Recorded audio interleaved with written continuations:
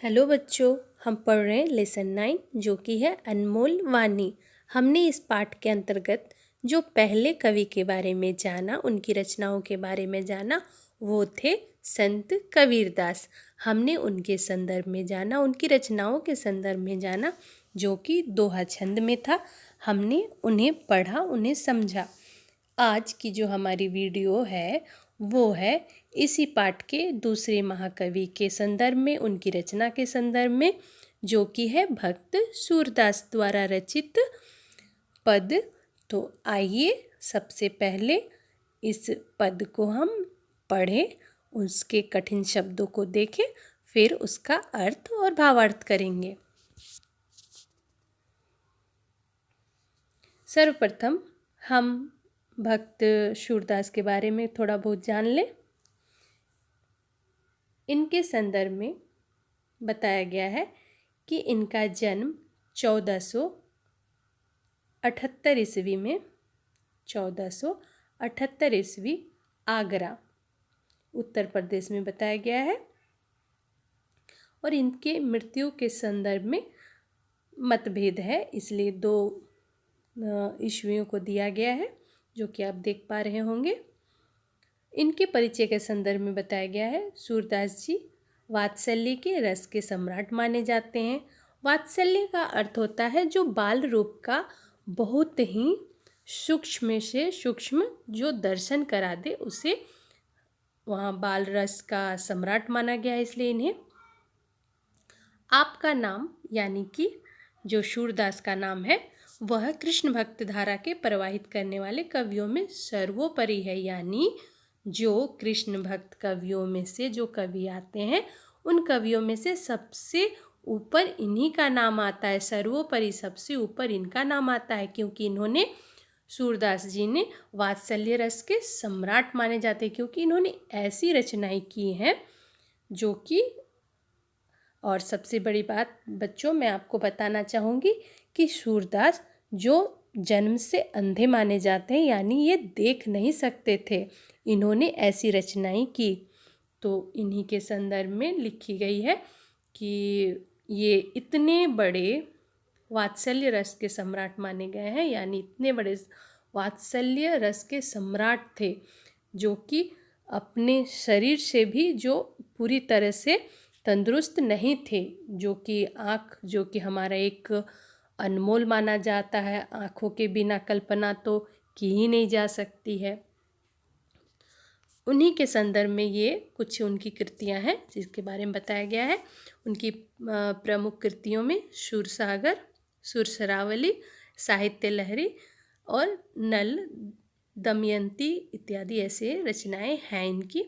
तो इन्हीं की आज रचना जो हम पढ़ने वाले हैं, जो पद, वह कुछ इस तरह है। सबसे पहले हम इसको पढ़ते हैं। मैया कबही बढ़ेगी चोटी, मैया कबही बढ़ेगी चोटी, कितनी बार मोहि दूध पियत भई, कितनी बार मोहि दूध पियत भई, यह अजहू ही है छोटी, तू जो कहती बल्कि बेनी, ज्यों हवे है लांबी चोट मोटी, काचो दूध पियावत पची पची, देत न माखन रोटी, सुर श्याम चिरंजीव दो भैया, हरि हलधर की चोटी। आपने ध्यान दिया होगा कि ये जो हमारी आज की जो ये रचना है, जो पाठ है, इसकी भी रचना खड़ी बोली हिंदी नहीं है। इनकी जो भाषा है, सूरदास की जो रचना की जो भाषा है वह है ब्रज भाषा। तो इन्होंने अपनी रचना को ब्रज भाषा में दिया, जो कि यहाँ पे दी गई है। तो इसलिए ये सभी शब्द आपके लिए नए होंगे, तो इसमें टेंशन नहीं लेना है, सिर्फ सुनिए ध्यान से, सब कुछ हो जाएगा। सबसे पहले कुछ कठिन शब्द, मेरे ख्याल से आपको सभी शब्दों के अर्थ जानने पड़ेंगे। तो आइए शुरू करते हैं। सबसे पहले मैया, मैया का अर्थ होता है माँ। अगला शब्द है कबही, यहाँ पे एक शब्द है कबही, यानी कि कब। अगला शब्द है बढ़ेगी। बढ़ेगी यानी कि बढ़ेगी। नेक्स्ट जो शब्द है वो है चोटी। चोटी जिसे चुटिया भी कहते हैं या फिर शिखा भी कहते हैं या फिर वेनी भी कहते हैं। नेक्स्ट जो शब्द है वो है कित्ती। कित्ती का अर्थ होता है कितनी, कितनी बार। मोही। मोही का अर्थ होता है मुझे। दूध पियत, दूध पीते। भई हुआ। यह अजहुई, यह आज भी। यह आज भी या अब भी है छोटी। तू जो कहती यानी तुम जो कहती हो। बल्कि नैनी, बल्कि नैनी सॉरी बल्कि बेनी। यहाँ जो बेनी शब्द है ये भी किसका समानार्थी है? तो चोटी का, जिसके बारे में अभी मैंने बताया है आपको, जो हमने देखा। ज्यों नेक्स्ट शब्द है। अभी मैंने आपको बताया था ना चोटी चुटिया, उसी का समानार्थी शब्द फिर से बेनी है। नेक्स्ट शब्द है ज्यों। ज्यों का अर्थ होता है कि। हवै। हवै मतलब हुआ। है लांबी। लांबी मतलब लंबा या मोटा। नेक्स्ट हमारा जो शब्द है वो है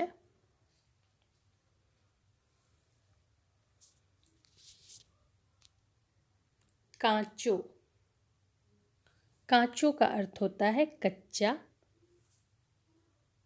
पियावत मतलब पिलाती हो। पची पची यानी कि बार बार। देतना माखन रोटी, देती नहीं माखन रोटी। सुर श्याम, सुर श्याम यानी कि सूरदास। चिरंजीवी, यहाँ पर जो शब्द है चिरंजीवो यानी कि लंबी आयु। दो भाई, दो दो भैया मतलब दोनों भाइयों को। दो का अर्थ होता है दोनों। हरि हलधर, हरि का अर्थ है कृष्ण और हलधर का अर्थ यहाँ पर है बलराम। सबसे अंतिम जो शब्द हमारा है वो है जोटी। जोटी का अर्थ यहाँ पर है जोड़ी। तो आइए, ये तो शब्द थे जिनके हमने शब्दार्थ किए। अब इनके अर्थ देखते हैं, फिर भावार्थ करते हैं। मैया कब ही बढ़ेगी चोटी। यहाँ पे श्री कृष्ण अपनी माँ से यह पूछ रहे हैं कि माँ मेरी चोटी कब बढ़ेगी। कितनी बार मोहि दूध पियत भई, और मैंने कितनी बार यह तुमसे पूछा है कि माँ मेरी चोटी कब बढ़ेगी। तुम तो कहती थी कि दूध पीने से मेरी चोटी बढ़ जाएगी। फिर यहाँ पे कृष्ण पूछ रहे हैं कि मुझे दूध पीते बहुत समय हो गया, पर यह आज भी छोटी की छोटी ही है। फिर कृष्ण कह रहे हैं कि तुम तो कह रही थी कि दूध पीने से मेरी जो चोटी है वो मेरे भाई बलदाऊ, यहाँ पे बलराम को कृष्ण क्या कहते हैं? बलदाऊ की चोटी की तरह खूब लंबी और मोटी हो जाएगी। कृष्ण किसकी तरह कह रहे अपनी चोटी को दूध पीने से हो जाएगी? तो बलदाऊ की तरह कैसी हो जाएगी? मोटी और लंबी। इस तरह के बहाने तुम बार बार करके मुझे क्या देती हो? कच्चा दूध पिलाती हो और मुझे मक्खन रोटी को खाने नहीं देती हो। सूरदास जी कहते हैं कि भगवान श्री कृष्ण और बलराम दोनों भाइयों की जोड़ी चिरंजीवी हो। वह इस रचना द्वारा श्री कृष्ण को और भगवान बलराम को दोनों को आशीर्वाद देते हुए कहते हैं कि इन दोनों भाइयों की जोड़ी सदा सदा चिरंजीवी हो। तो हमने इस पद द्वारा देखा कि सूरदास जी ने ऐसे रचना की जैसे वो अपने जो कि नेत्रहीन है, उन्होंने अपने आँखों से देख रहे हों कि यहाँ पर जो कृष्ण है वो हट कर रहे हैं। किससे हट कर रहे हैं? अपनी माँ से, कि माँ मेरी चोटी कब बढ़ेगी? तुम बार बार मुझसे कहती हो कि अगर मैं कच्चा दूध पीऊँ तो मेरा जो चोटी है वो बलदाऊ की तरह, मेरे बड़े भाई की तरह लंबी और मोटी हो जाएगी, और तुम मुझे माखन रोटी खाने को नहीं देती हो, सिर्फ कच्चा दूध पिलाती हो। तो ये सब दृश्य देखने के बाद कहते हैं सूरदास जी कि इन दोनों भाइयों की जोड़ी सदा सदा चिरंजीवी हो, ऐसा वो आशीर्वाद देते हैं। तो हमने आज के इस वीडियो के माध्यम से भक्त सूरदास द्वारा रचित इस पद को पढ़ा तथा कृष्ण के इस बाल रूप के दर्शन भी किए। तो हम इस वीडियो के माध्यम से आज जो हमारा होमवर्क होगा, हमारा जो आज का प्रश्न है वो है, आप देखेंगे पेज नंबर जो आपका है टेक्स्ट बुक में 24, आपकी पाठ्य पुस्तक 24, उसमें जो प्रश्न है उस प्रश्न में आपने जो प्रश्न संख्या 1 है उसको आपने कर लिया है, कृति पूर्ण कीजिए। उसे आपने किया है तो उसे नहीं करना है, आपको किसे करना है? आपको इस प्रश्न को नहीं करना है, आपको करना है प्रश्न संख्या 2। आपको इसमें नहीं दिख रहा होगा तो आप PDF में देखना। प्रश्न संख्या 2, कविता में इस अर्थ में आए शब्दों को लिखिए। उसके बाद फिर अगला शब्द है, अगला जो हमारा प्रश्न है वो प्रश्न संख्या 3 है, और प्रश्न संख्या 3 में क्या है? आकृति पूर्ण करो। और इसमें क्या प्रश्न है? श्री कृष्ण द्वारा चोटी के संदर्भ में की गई बातें, 2 बातें क्या क्या की गई है वो आपको भरनी है। बस आज के इस वीडियो के माध्यम से आपको 3 ही प्रश्न बनाने हैं।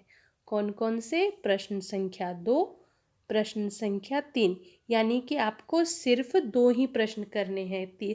आपने एक तो ऑलरेडी कर लिया है, तो आपको एक नहीं करना है, प्रश्न संख्या 2 करने और 3 करने, यानी सिर्फ 2 प्रश्न को आपको जवाब देने हैं। तो आज के वीडियो में बस इतना ही। आगे वीडियो में हम आगे लेसन की बात करेंगे। तब तक धन्यवाद।